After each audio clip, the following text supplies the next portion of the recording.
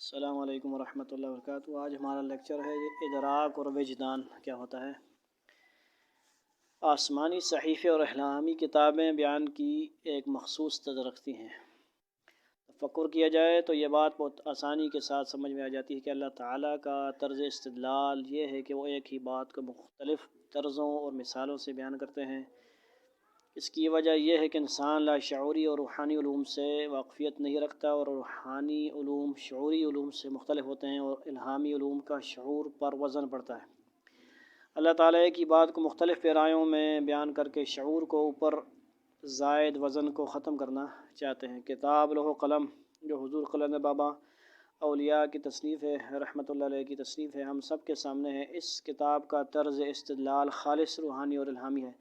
ایک ہی بات کو بار بار مختلف پیرایوں میں اور مختلف مثالوں میں بیان کیا گیا ہے۔ یہی طرز استدلال قرآن کا بھی ہے، اور یہی طرز استدلال دوسری الہامی کتب تورات اور زبور، انجیل اور گیتا کا ہے۔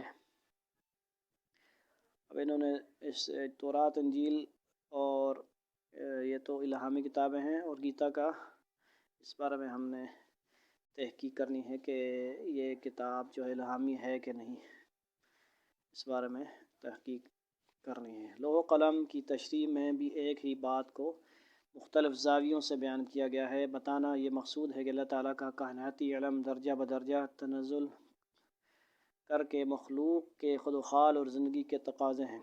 جس طرح اللہ تعالیٰ کا علم سیڑھی بسیڑھی صعود کرتا ہے۔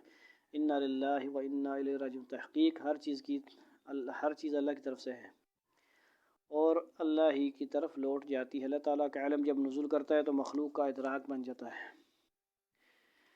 یہ علم ادراک بن کر ایک نقطہ پر کچھ دیر قیام کرتا ہے، یعنی اس کے اندر گہرائی پیدا ہوتی ہے تو نگاہ بن جاتی ہے۔ ادراک سوچ کو کہتے ہیں، عقل کو کہتے ہیں۔ ادراک میں جب تک گہرائی پیدا نہیں ہوتی خیال کی کیفیت رہتی ہے، اور ادراک جب خیال کی حدود میں داخل ہوتا ہے تو کسی چیز کا ہلکا سا عکس بنتا ہے۔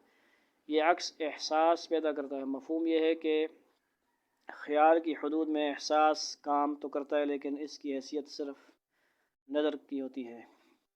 جب احساس ایک ہی نقطہ پر چند لمحوں کے لیے مرکوز ہو جاتا ہے تو اس نقطہ میں خد و خال اور شکل و صورت پیدا ہو جاتی ہے۔ یہ خد و خال اندرونی نگاہ کے سامنے آ جاتے ہیں۔